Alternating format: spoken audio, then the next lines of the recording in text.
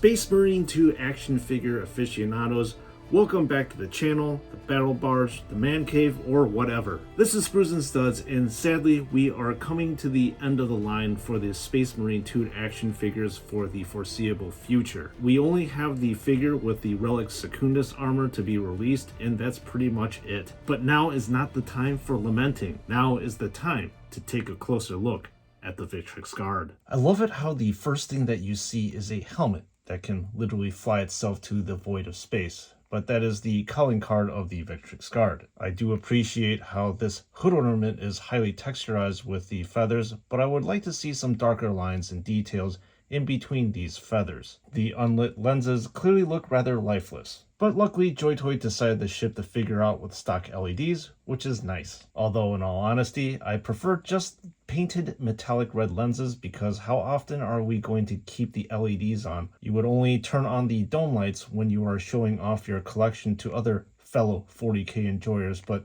this is a matter of personal preference. Well, the pauldrons are completely obscured by the gigantic red ceremonial carpet that is draped over this bodyguard's shoulders. I'll cover this cape a little bit later in the video. You can, however, lift this velvet merkin to reveal the pauldron underneath, which looks suspiciously like another pauldron that we have seen in a very famous Space Marine 2 hero. A side-by-side comparison will reveal that this is the same exact copy of Titus's right pauldron, minus these two purity seals here. You've got your textured golden outlining, the etched Ultra on the banner, as well as the same exact design with the skull and red sunburst. I also find it interesting that the opposite pauldron outline is silver, which provides a bit of a nice contrast. At least the arms are different because the special bodyguards have a laureled golden skull with the big U on them. And this is your view of the left pauldron. While I have Titus next to the V-Man, it would appear that the blue of the V-Guard has taken the color of the Collector's Edition Titus compared to the non-collector's edition. I do like this vibrant blue of Titus compared to the duller, slightly sapped of life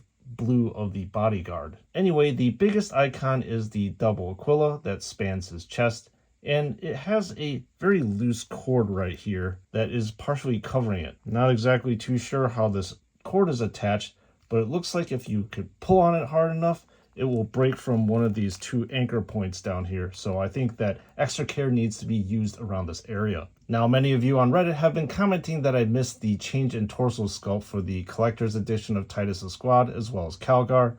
This then has me looking at the torso piece of OG Titus here versus the V-Man, and yes, I can confirm that the sculpt of the torso has actually changed. Alright, the belt buckle of the Dominatrix Guard obviously has a skull that is cradled nicely in the crook of the U. You will notice that the Space Marine bone relic is exactly the same as Titus's. I'm a bit less than pleased to see this limp leather strip dangling down from the belt buckle. It looks like this meat shield took some designs from Master Marneus. I would have liked to see this Baltea to be set in motion rather than dangling down like this. Aside from that, there are tassets. Yes, I finally researched that these are the proper terms for the side armor panels, and that is it. The lower legs of the V-Guard are rather plain and unadorned, with a purity seal on one leg and a very Crux Terminatus type symbol on the opposite leg. I know that this is not clearly JoyToy's fault because they're just using GW or video game assets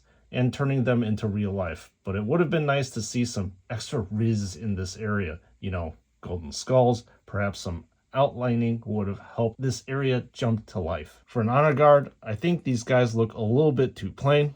It would be badass if they looked like the OG honor guard. So talking about the cape, the attachment points of it are obviously the pauldrons, and I don't know exactly how I feel about it. I think they are super glued on, which doesn't necessarily translate to stability. So just like with the cord, I think that extra care needs to be paid to this area. The cape itself, however, is gorgeous and gracefully cascades off the shoulders of this honorary meat shield. The shading pattern is on point. Then on the reverse side, the cape adopts a shaded pink tinge, which is quite interesting. Also, while we are on the topic of the cape, once you anchor this cape down with this backpack right here, the range of motion about the shoulders is restricted to a little over 180 degrees, as you can see here.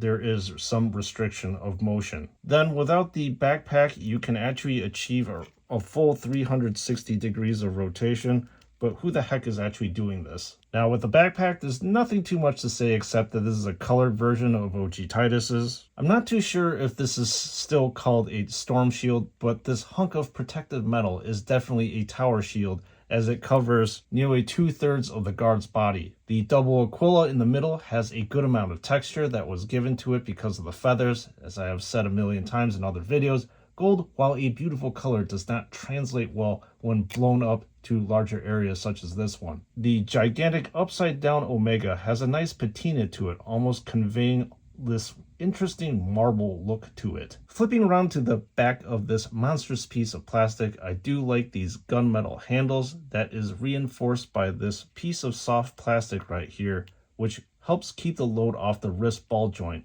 allowing the action figure to hold the shield properly. Even though you don't see the back that much, it would have been nice to see these nodes glow blue. Just a little bit of a note to actually fit this shield onto the Victrix Guard. It can be rather finicky, so what I would actually recommend doing is to disassemble the shield from the handle itself, as you can see right here. Then I would recommend you to remove the hand that is going to hold this particular storm shield and wrap it around so. Line this hand up with this ball joint and snap it in, and then reattach the shield. All right, taking a look at this power sword. The glow is very prominent on this special looking weapon of war, which I do enjoy quite a lot. The transition from gunmetal to light silver is rather abrupt, but is still appreciated because the color difference gives this blade a sort of different flavor. I really like how the Aquila serves a dual purpose of looking good while protecting the arms of the wielder too. Then finally, I relish the unique look of the handles because you can see the binding as well as the shape of it.